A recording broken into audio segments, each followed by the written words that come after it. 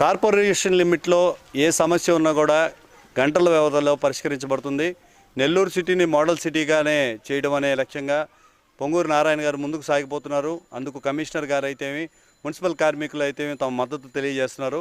ఈరోజు 49వ డివిజన్లో కొన్ని సమస్యలు ఎదుర్కొంటామని స్థానికులు తెలుపుగా ఇక్కడ రావడం జరిగింది. వాటర్ ఏదైతే ఉందో అది బ్యాడ్ స్మెల్ రావడం, నలకలు రావడం, ఇదంతా చూసాం. సంబంధిత అధికారులకు ఫోన్ చేసి వెంటనే క్లియర్ చేయించవలసిందిగా చెప్పాము. మెగా వాటర్ లైన్ అని అందరికీ స్వచ్ఛమైన నీరు అందించాలని గతంలో మున్సిపల్ శాఖ మంత్రులు పొంగూరు నారాయణ గారు తమ ప్రయత్నాలను 70% పూర్తి చేసిన తరుణంలో వచ్చిన వైసీపీ ప్రభుత్వం కక్షపూర్తంగా వాటి పనులన్నీ ఆపేసి వాళ్ళు బిల్లులు చెల్లించకపోవడం వల్ల ఈ సమస్యలు ఇంకా పునరావృతం అవుతున్నాయి.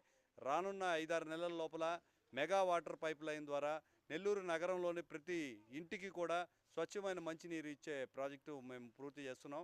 అదేవిధంగా డ్రైన్ కాలువ వ్యవసాయ విషయంలో అప్పుడప్పుడు కొన్ని సమస్యలు వస్తున్నాయి. అండర్ డ్రైన్ సిస్టమ్ పూర్తిగా కనెక్షన్ తేలేదు. కాలువలు అనేవి లేకుండా పూర్తిగా అండర్ డ్రైన్ సిస్టమ్ త్వరలో నెల్లూరు నగరంలో అందుబాటులోకి రానుంది.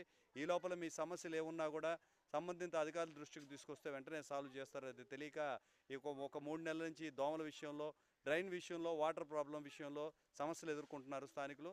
ఈ విషయాలన్నింటినీ కూడా కమిషనర్ గారి దృష్టికి, మున్సిపల్ శాఖ మంత్రులు పొంగూరు నారాయణ గారి దృష్టికి తీసుకొచ్చి ఆరోగ్య విషయంలో కూటమి ప్రభుత్వం ఎక్కడ కూడా రాజీ పడే సమస్య లేదు. ఎక్కడ అవసరత ఉన్నా, ఎక్కడ మున్సిపల్ వాటర్ సంబంధిత సమస్యలు ఉన్నా కూడా క్లియర్ చేసేదానికి మేమంతా సిద్ధంగా ఉన్నామని తెలియజేస్తున్నాము.